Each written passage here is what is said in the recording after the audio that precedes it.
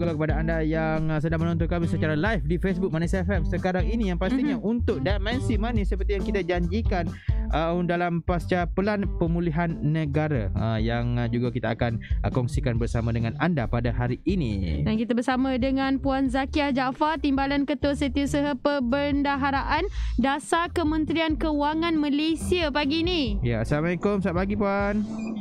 Waalaikumsalam warahmatullahi. Selamat pagi. Selamat pagi Puan. Apa khabar Puan, sihat Alhamdulillah, saya kabarnya baik. Terima kasih. Ceria je Puan ni, senyum manis. Puan dah sarapan pagi ke belum Puan? Alhamdulillah sudah. Alhamdulillah. Jadi bersemangat untuk kita teruskan perkongsian kita pada hari ini Puan. Tapi sebelum kita nak tanya dulu Puan mengenai di MOF sendiri untuk sekarang ni Puan, macam mana Puan dari segi cara kerja dan juga sebagainya Puan ketika ni? Yalah, kita terima kasih ya kerana menyantuni kami. Kita ni masih lagi berperang dengan wabak COVID-19. Kita lihat bilangan kes positif terus naik macam tak turun-turun. Lagi-lagi sekarang terdapat penularan varian virus yang lebih agresif, mudah menjangkiti seperti varian Delta. Tapi kita lihat kes di negara lain seperti United Kingdom dan Indonesia pun begitu juga. Jadi kita tidak berkecuali, tetapi di sebalik kenaikan kes di negara kita, lebih 98% daripada jumlah kes tidak bergejala atau bergejala ringan. Maksudnya tidak begitu serius, insya-Allah.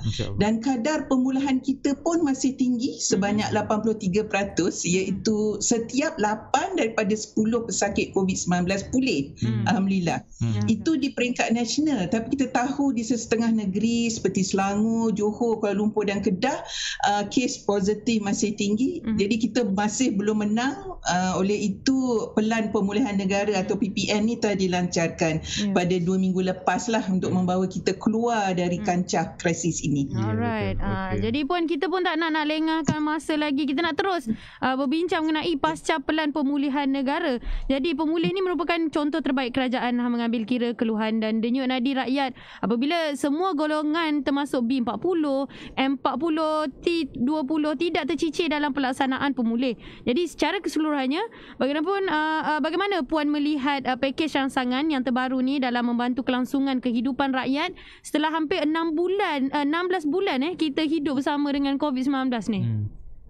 Ya, kita perlu lihat pakej bantuan pemulih ni dalam konteks PPN yang telah dilancarkan tu. Jadi ketiga-tiga elemen PKP, program vaksinasi dan pakej bantuan pemulih, dia saling melengkapi satu sama lain Dan elemen yang baru di sini ialah program vaksinasi kita yang merupakan kunci utama kejayaan kepada pemulihan ekonomi kita. Itulah sebabnya hanya setelah adanya program vaksinasi ini, kita baru dapat membentuk pelan pemulihan yang munasabah dan praktikal. Jadi pelaksanaan PKP dalam pelbagai bentuk masih diteruskan untuk memutuskan rantaian COVID-19, dan pakej bantuan pemulih ini bersama pakej-pakej sebelum ini masih terus diberikan untuk membantu kelangsungan kehidupan rakyat berdasarkan fasa-fasa PPN. Jadi apabila negeri beralih ke fasa-fasa berikutnya di mana lebih banyak sektor ekonomi dibuka dan boleh beroperasi, rakyat boleh keluar mencari rezeki, dan dengan itu bantuan yang diberikan akan berkurangan. Melainkan bagi sektor yang masih teruk terkesan seperti sektor pelancongan, usahawan mikro dan PKS dan golongan rentan. Itulah strategi kita secara keseluruhannya. Ya, baik. Okey. Jadi Puan, kita ada juga tengok dalam satu kenyataan di akhbar, Puan ada kongsikan mengenai kerajaan yakin pembukaan semula sektor ekonomi secara berperingkat dalam beberapa fasa mengikut PPN ini adalah lebih selamat dan stabil. Meskipun menyedari keputusan pelaksanaan sekatan pergerakan penuh telah menjejaskan rakyat. Kita tahulah rakyat pun dah mula bersuara dan juga sebagainya. Jadi menjadi persoalan juga kepada rakyat mengenai wujudnya kluster baru hampir setiap hari menerusi sektor perkilangan dan di tempat kerja. Mungkin Puan boleh kongsikan mengenai maksud pembukaan semula sektor ekonomi secara berperingkat ni, dan disebabkan ada juga rakyat dan wakil-wakil politik yang menyarankan supaya semua sektor perlu ditutup secara rapi untuk tempoh seminggu atau 2 minggu. Bagaimana Puan boleh kongsikan? Ya, mungkin elok saya terangkan mengenai data kluster ni terlebih dahulu ya. Boleh. Takut ada yang salah tafsir pula. Boleh. Sebagai contoh ya, bagi tempoh antara bulan Jun hingga 23 Julai sahaja, jumlah kluster ialah 735 ya, dengan lebih kurang 60,000 kes. Separuh daripada jumlah kluster ni melibatkan sektor perkilangan dengan lebih 35,600 kes. Jadi nampak macam banyak. Betul. Tapi dari konteks yang lebih luas ya, jumlah 35,600 kes di sektor perkilangan ni merupakan hanya 9% sahaja daripada jumlah keseluruhan kes COVID-19 sebanyak lebih 400,000 kes dalam tempoh yang sama ya.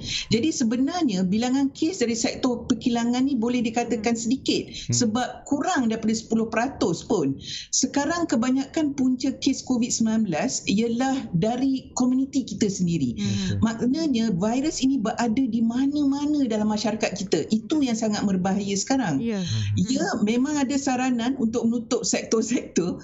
Penutupan ekonomi ini mempunyai kos yang sangat tinggi ya. Dijangkakan kerugian penutupan ekonomi bagi fasa 1 PPN saja mencecah 1 bilion ringgit sehari. Ini belum lagi mengira ya kesan ke atas kadar pengangguran dan kehilangan pendapatan pekerja. Jadi kita mesti mengimbangkan ya keutamaan menyelamat nyawa dan juga kelangsungan kehidupan kita. Jadi sektor mana yang boleh beroperasi, macam mana kita tetapkan?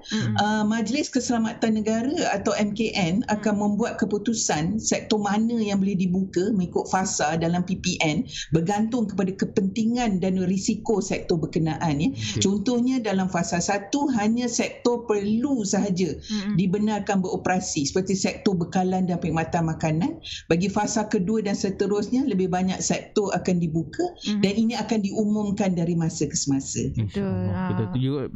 Kita juga menunggulah dari masa ke semasa tu untuk satu benda yang positif mungkin selepas ini dengan adanya program vaksinasi dan juga sebagainya. Betul. Kalau kita tengok memanglah kita pendapat kita macam tutup je semua perkara, tapi kita kena tengok dari pelbagai sudut jugalah.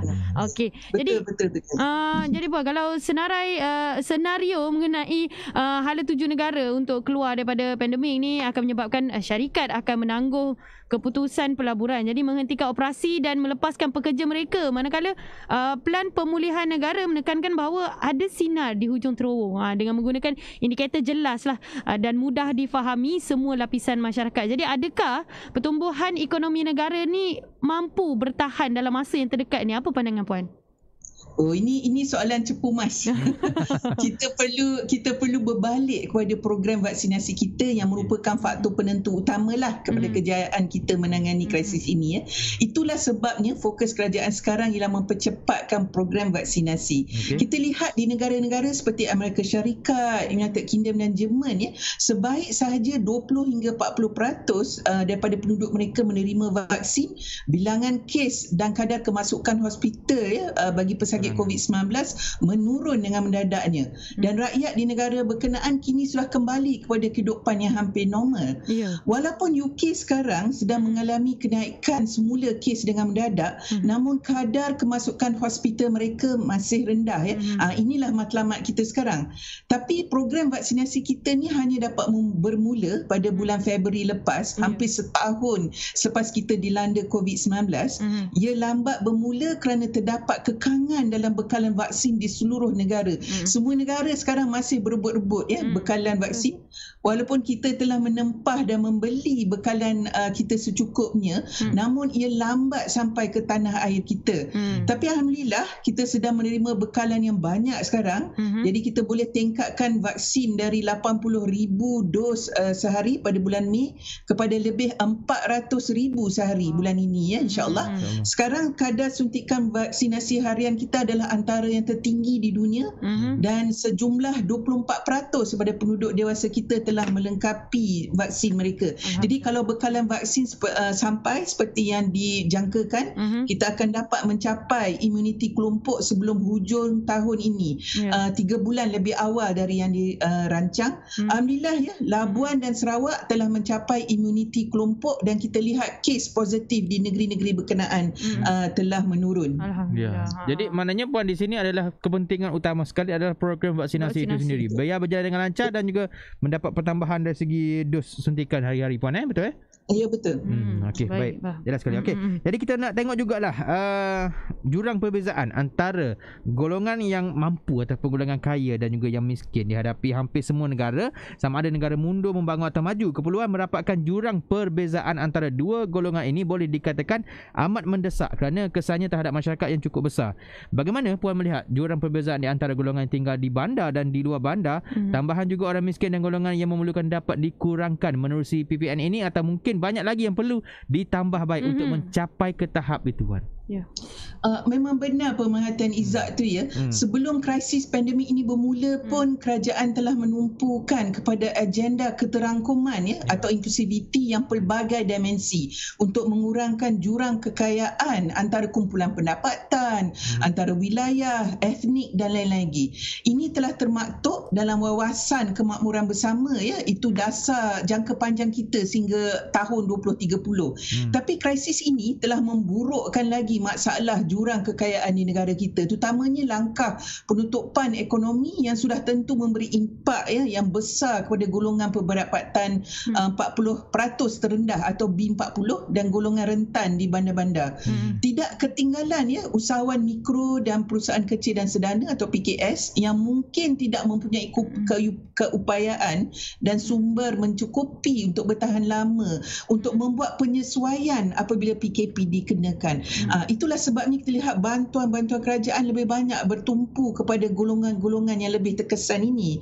Tapi apabila PKP dilanjutkan, golongan M40 serta syarikat yang lebih besar juga turut sama terkesan. Dengan itu kita ubah suai ya bantuan ini untuk turut meliputi mereka juga ya.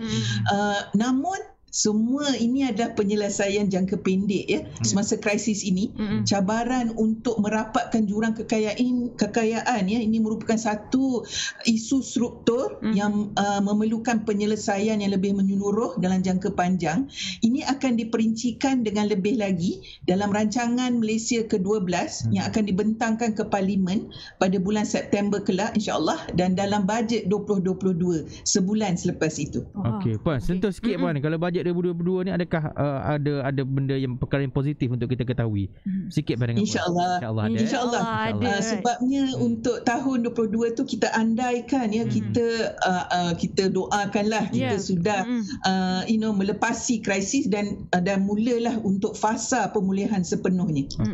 Okey, jadi kita pun nak doakan juga semoga yalah bajet 2022 tu berjalan dengan lancar insya-Allah, baik-baik saja. Okey. Dan puan, kalau kita tengok kan peruntukan RM100,000 Malaysia kepada setiap ahli parlimen termasuklah pembangkang untuk melaksanakan bantuan bakul makanan kepada golongan terjejas di kawasan masing-masing. Jadi bantuan bakul makanan ni banyak jugalah menerima respon daripada rakyat Malaysia, di mana ada kelompok yang menyokong dan ada juga beranggapan kaedah food bank adalah lebih baik. Jadi apa komen untuk puan pula komen ni? Ya, bagi saya tiada satu kaedah yang sempurna. Setiap kaedah ada kekuatan dan kekurangan masing-masing. Apa yang penting ialah outcome kepada program berkenaan, iaitu bantuan sampai kepada golongan sasar dengan segera. Jadi kita pakai pelbagai kaedah asalkan mereka yang memerlukan dapat akses kepada bantuan tersebut. Rasional ya program bakul makanan ini ialah kita andaikan ahli-ahli parlimen mengetahui siapa dalam komuniti mereka yang memerlukan bantuan makanan perlu. Peruntukan pada ahli-ahli parlimen ni ya, kita salurkan melalui dan dipantau oleh unit penyelarasan dan pemantauan, iaitu sebuah agensi di bawah Jabatan Perdana Menteri sendiri. Kita juga ada menyediakan bantuan yang melibatkan kerjasama NGO dan dikawasali oleh Jabatan Kebajikan Masyarakat. Ini termasuklah program bakul prihatin negara, program prihatin kasih dengan tumpuan kepada golongan miskin bandar. Namun kita tahu masih ada ada yang tercicir dari senarai penerima bantuan rasmi kita. Oleh itu kaedah lain seperti bank makanan boleh melengkapi usaha kerajaan dalam menentukan golongan rentan masih mendapat akses kepada barang makanan perlu. Masyarakat juga boleh menyumbang kepada usaha ini. Alhamdulillah saya tahu Petronas mempunyai bank makanan di stesen-stesen minyak mereka. Setengah surau komuniti pun ada berbuat demikian dan inilah yang dikatakan pendekatan senegara atau whole of nation approach. Kita sama-sama menggembling tenaga dan sumber dalam membantu semua lapisan masyarakat. Ya, betul. Tak kisahlah food bank ataupun bantuan bakul makanan, tapi yang penting matlamat dia adalah untuk menyantuni ataupun memberikan bantuan kepada mereka yang memerlukannya, Puan. Ya, betul. Ya, betul. Kalau ikutkan food bank pun ada juga masalahnya tersendiri, ada yang ambil berlebihan dan juga sebagainya. Masing-masing ada kelebihan dan kekurangan dia. Okey.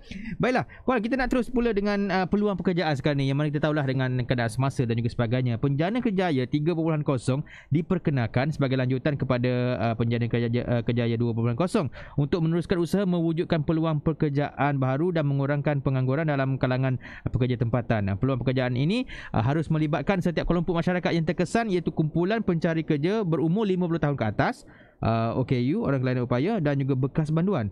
Jadi Puan mungkin boleh kongsikan bagaimana tanggungjawab Perkeso dalam turut memastikan golongan yang sebelum daripada pandemik COVID-19 ini telah sukar mendapatkan peluang pekerjaan dibantu untuk mendapatkan pekerjaan itu sendiri, Puan.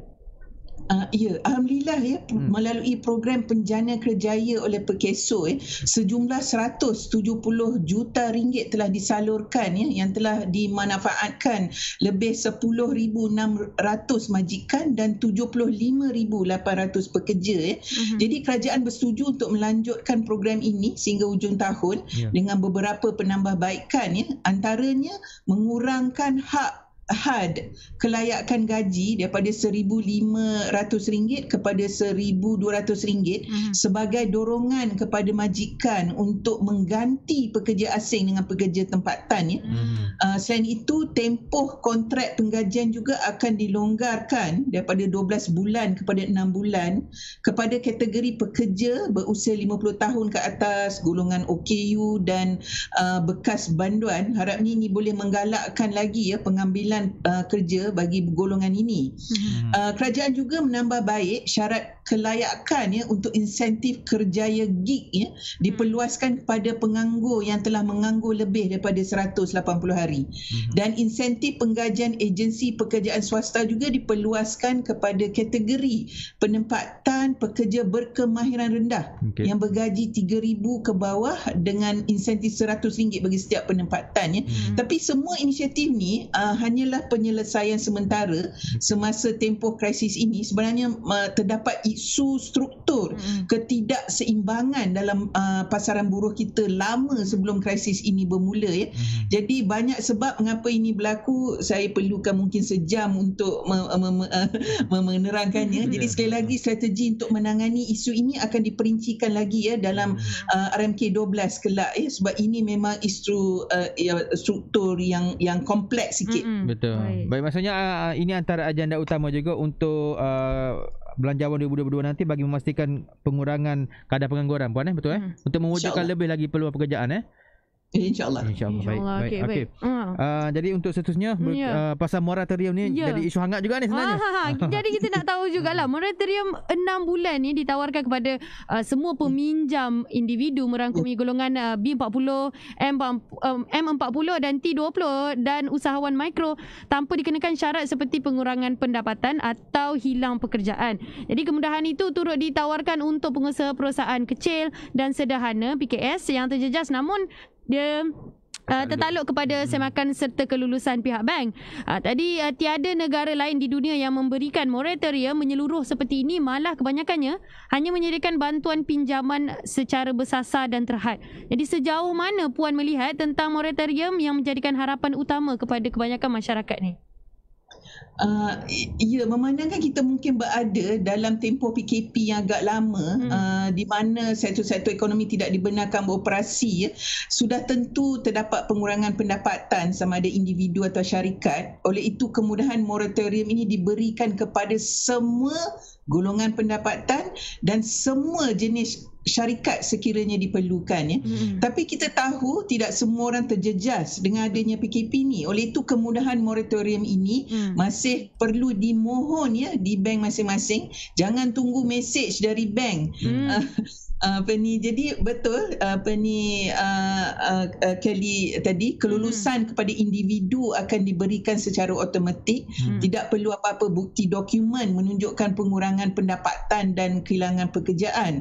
Juga tiada faedah berganda dikenakan, penalti juga tidak dikenakan dan tidak direkodkan dalam SIKRIS bagi mereka yang memilih kemudahan moratorium. Namun faedah terkumpul masih dikenakan seperti biasa. Setiap hutang sebab hutang masih hutang. Betul. Ini bukannya hutang dimaafkan ya. Jadi bagi mereka yang tidak memulakan moratorium mungkin tidak perlu mengambilnya. Bagi yang memilih moratorium, bincang dulu ya dengan bank masing-masing, sebab bank dia, lain-lain bank ada lain kemudahan yang ditawarkan. Tapi jika tidak puas hati dengan bank, sila berhubung dengan Bank Negara Malaysia atau AKPK untuk mendapatkan nasihat dan pertolongan. Tidak lupa juga ya moratorium pinjaman pelajaran seperti dari MARA, JPA dan PTPTN turut diberikan selama 6 bulan ya. Bermula Ogos tak silap saya. Okey, baik, itu boleh kita kongsikan. Dan saya nak tambah sikit lagi Puan mengenai apa yang saya baca di akhbar berita harian ni. Orang ramai perlu membuat aduan kepada Bank Negara Malaysia sekiranya ada bank komersial enggan meluluskan pemberian moratorium pinjaman itu sendiri. So boleh berhubung terus dengan BNN sendirilah. Okey, baik Puan, kita nak tahu jugalah ini kita minta jauh benda ni sebenarnya Puan. Kalau kita boleh, kita nak tamatkan dengan cepat dan kembali menjalani kehidupan seperti biasa yang normal sebelum ni. Tapi sekiranya lah tempoh pelaksanaan PPN ini berlanjutan dengan kes yang makin bertambah dan juga yang sukar untuk kita kawal dan juga sebagainya, dalam tempoh yang agak panjang ataupun melebihi jangkaan daripada apa yang kerajaan tetapkan, bagaimana pula kita nak tahu juga dengan perbelanjaan, bebanan hutang dan juga sebagainya dalam negara kita ni Puan, kalau boleh Puan kongsikan sikit. Ini payah nak jawab ni, tapi macam nilah.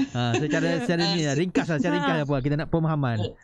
Sekiranya program vaksinasi kita berjalan lancar mengikut jadual, negeri-negeri beralih ke fasa seterusnya dengan cepat, lebih banyak sektor ekonomi dibuka, momentum ekspor kita kekal kukuh, sudah tentu kesemuanya akan menyokong pertumbuhan. Jadi dijangkakan ekonomi kita tahun ini masih terjejas tapi masih mencatatkan pertumbuhan positif, tapi sederhanalah insya-Allah. Oleh itu kerajaan tidak terlalu terbeban dengan bantuan tambahan kalau ini berlaku ya. Tapi kita hanya boleh merancang, Allah Subhanahu Wa Taala yang menentukan. Jika ini tidak berlaku, maka kerajaan terpaksalah menimbang semula keutamaan perbelanjaannya, mengawal aliran tunainya, meningkatkan pinjaman sekiranya terpaksa ya. Beban hutang kita sekarang masih lagi terkawal ya, insya-Allah. Kita bukannya bergerak ke arah negara bankrupt. Saya tahu kat luar sana macam-macam cakap. Kita masih mampu untuk membayar ke semua hutang-hutang kita setakat ni. Penarafan kredit antarabangsa kita masih kekal baik, pelaburan asing masih masuk.